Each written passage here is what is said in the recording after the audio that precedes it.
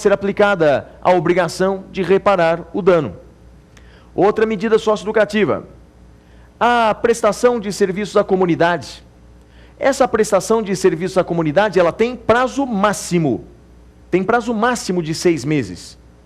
E segundo o ECA, essa medida socioeducativa, ela vai ser cumprida num limite de 8 horas semanais, até 8 horas por semana.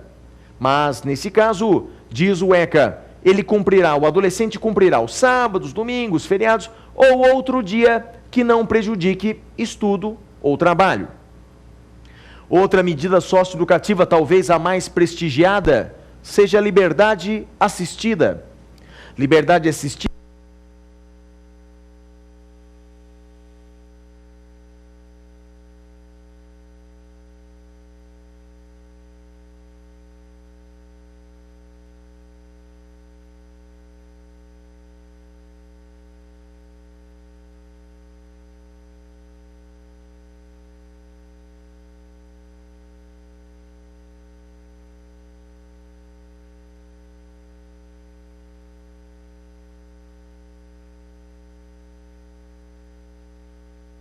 em semi-liberdade, que é uma medida quase tão grave quanto a internação. Segundo o ECA, a inserção em semi-liberdade, ela pode ser aplicada de forma autônoma ou ela pode ser aplicada após a internação, como forma de progressão.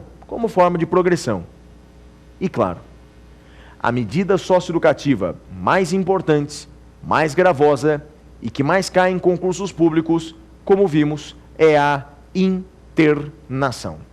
Internação é a medida socioeducativa que mais deve ser estudada, porque realmente é a mais cobrada em todos os concursos públicos e, como vimos, é pautada pela brevidade e excepcionalidade.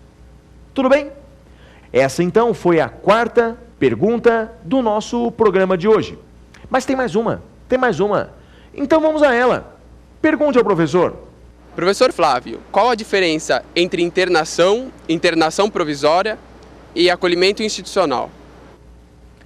Essa é uma pergunta já bem mais complicada.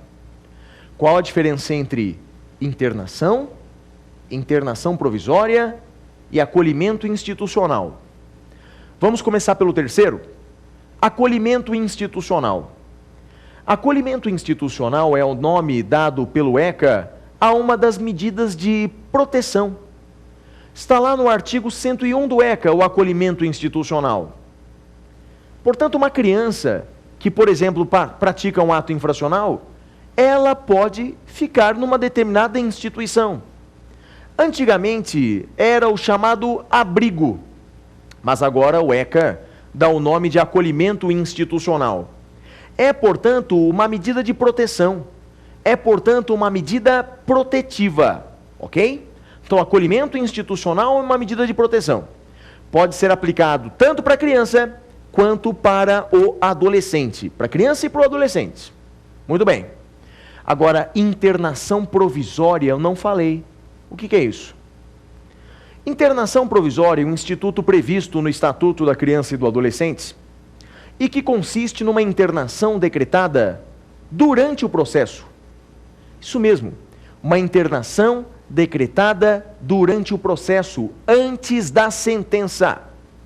Quem é que decreta essa internação antes da sentença, durante o processo? Quem decreta? Juiz. Somente o juiz pode decretar essa internação provisória. Somente o juiz pode decretar. E quando? Quando é que o juiz pode decretar essa internação provisória? Resposta: quando há indícios de autoria e materialidade. E, além disso, necessidade de internação. Então, veja, são 2 requisitos. Indícios de autoria e materialidade, necessidade de internação. Então, esses são os requisitos para o juiz decretar essa internação provisória durante o processo, antes da sentença. E quanto tempo ela dura? A internação provisória dura até 45 dias. O prazo máximo da internação provisória é 45 dias. E onde o adolescente vai cumprir essa internação provisória? Onde ele vai cumprir?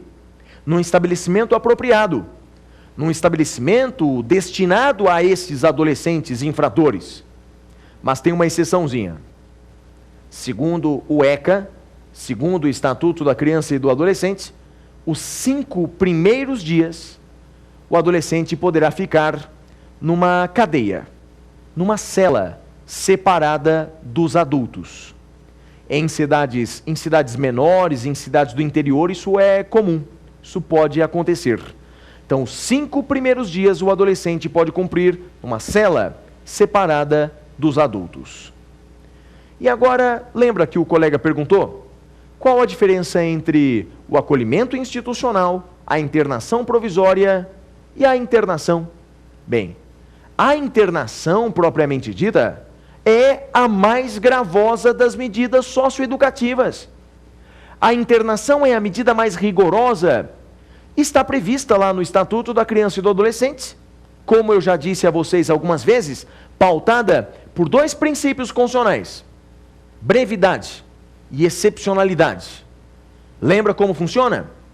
A brevidade é aquele princípio segundo o qual o adolescente vai ficar internado por pouco tempo.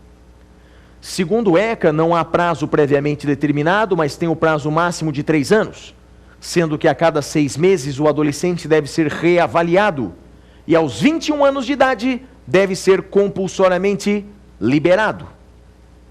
Sobre a excepcionalidade, vimos que o ECA determina que a internação só pode ser aplicada em casos excepcionais, em casos excepcionalíssimos, ou seja, diz o ECA, caso de reiteração de atos infracionais graves, ato infracional praticado com violência ou grave ameaça, e terceira e última hipótese, descumprimento de medida anteriormente imposta.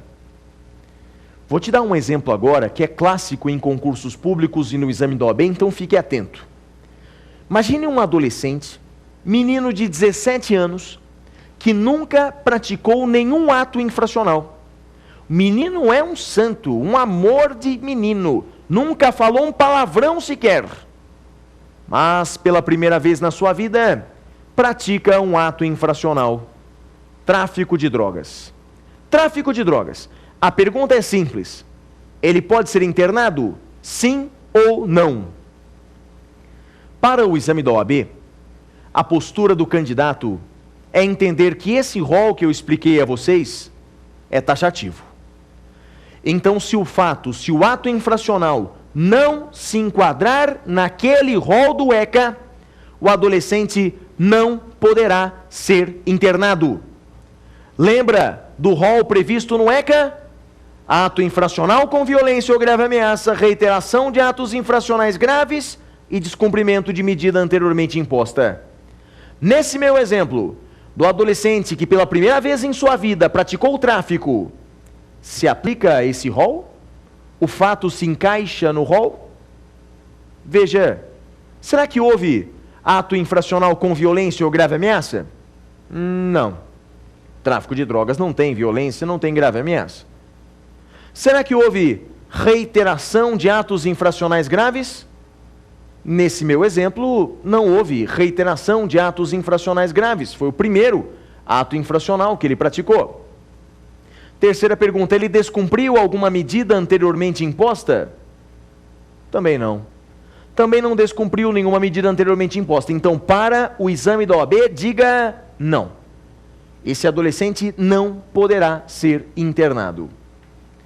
Então, meus caros amigos, minhas caras amigas, essas são as diferenças entre internação, internação provisória e acolhimento institucional. Não é difícil, não é? Agora, para terminar o nosso programa, vamos ao terceiro e último bloco. O bloco no qual responderei as perguntas que já caíram em exames anteriores da OAB. Muito importante esse terceiro e último bloco, não vá embora.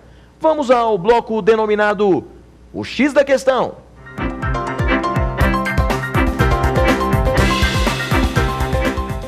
Muito bem, meus amigos, muito bem, minhas amigas, chegamos ao terceiro e último bloco do programa de hoje, o bloco denominado o X da questão. Vamos resolver 2 questões que já caíram no exame do OAB? Vamos a elas. Vamos à primeira questão. Põe na tela para nós.